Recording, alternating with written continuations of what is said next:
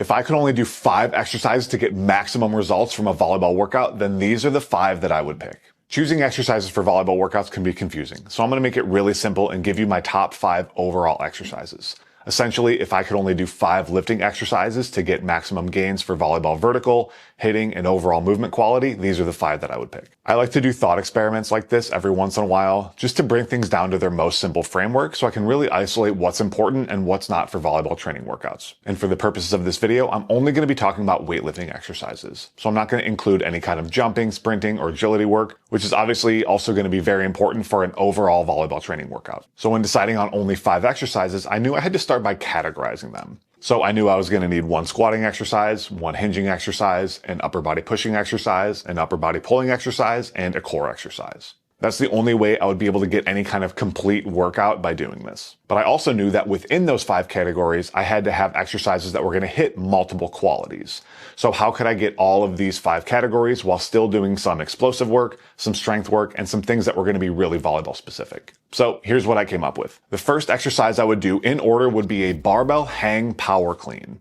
Not only is this one of the most effective exercises to jump higher, but it also checks off 2 really important boxes. It obviously covers our most explosive work, and it also doubles as our hip hinging exercise, which is really going to train our hamstrings, glutes, and our lower back. Doing this from the hang position just below the knee is going to get us a stimulus similar to an RDL without having to use that as a separate exercise. And the stretch shortening cycle you get from doing it from the hang is going to be more beneficial in this instance than doing something like a power clean from the floor.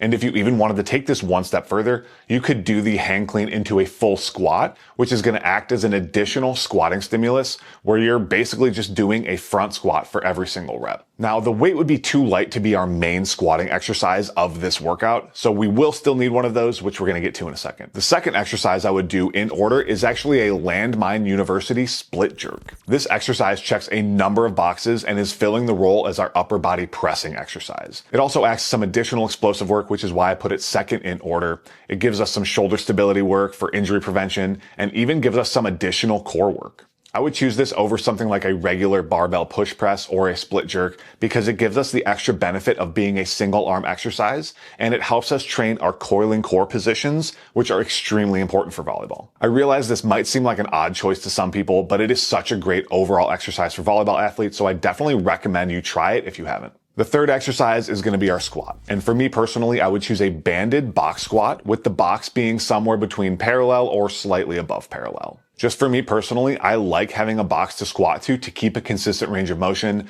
And these days, I just prefer to squat to parallel or slightly higher as opposed to squatting fully ATG.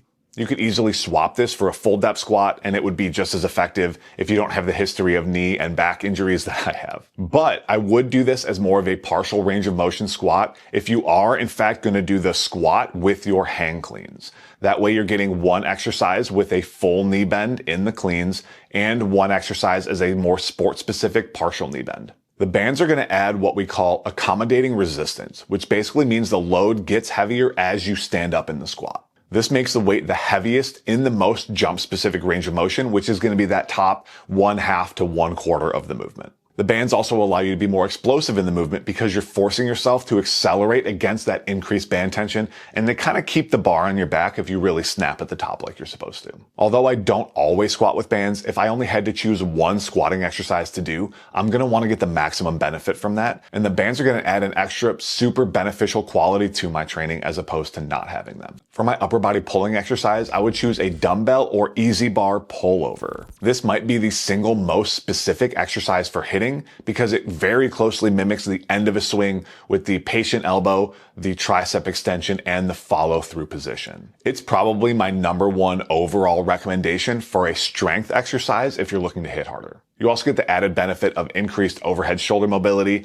and this can help protect your shoulder from injury in instances where you have to reach back to hit a bad set. If you like, you can choose to do this while maintaining a straight arm to work more on the shoulder strength, but I like to do it with the full tricep extension because that's such an important aspect of hitting harder. Finally, for the core exercise, we definitely needed something for rotation because obviously rotation is crucial not only for hitting, but for basically every aspect of volleyball. So for this, I decided to choose the walking barbell rotation that I detailed a couple videos ago. Not only does this work on your rotational strength, but it can also have a positive benefit on your overall movement quality, your walking and running gait, and you get some extra benefit in your arms and shoulders, creating essentially a full body exercise from this. I think something like a lateral med ball throw is also a very reasonable choice here, but I wanted something that would be a little bit more on the strength side as opposed to more on the power side like a throw would be. So there you have it. If I could only do 5 exercises to have the most effective volleyball weight training program, this is what I would do. Let me know what you think of my choices and comment down below what you would do instead. And if you're interested in working with me and my team to see how we actually program volleyball workouts, then there are 2 links down in the description that you can check out. The first is for our one-on-one elite coaching, which is the single most complete and comprehensive online volleyball training system in the entire world. We work one-on-one with you to give you everything you need to jump higher, hit harder, play pain-free, and overall just become a better volleyball player. The second link is for my VBSC workout membership, which gives you access to a number of volleyball-specific workout programs